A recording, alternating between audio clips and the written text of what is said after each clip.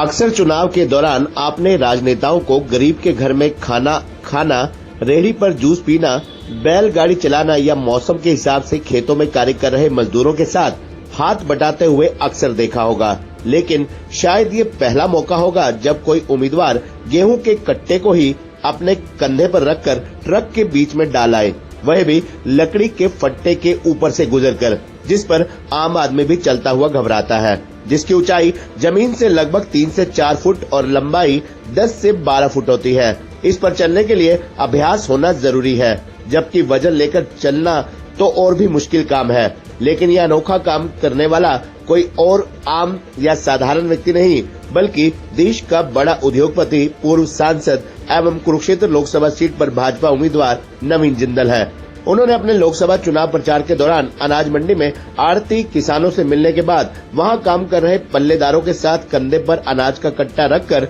Truck में रख दिया, जिसको देखकर जहां हर कोई हक्का बक्का रह गया, वहीं नवीन जिंदल के इस कार्य की चारों तरफ प्रशंसा भी हो रही है। उन्होंने खुद ये कट्टा उठाकर जानने की कोशिश की है कि किस प्रकार से मजदूर व्यक्ति अपना खून पसीना बहाकर रोजी रोटी कमाता है। उनके इस कार्य के बाद पल्लेदारों की भी खुशी का कोई ठिकाना नहीं रहा कि देश के इतने बड़े व्यक्ति ने उनके साथ गेहूं का कट्टा उठाने का काम किया है।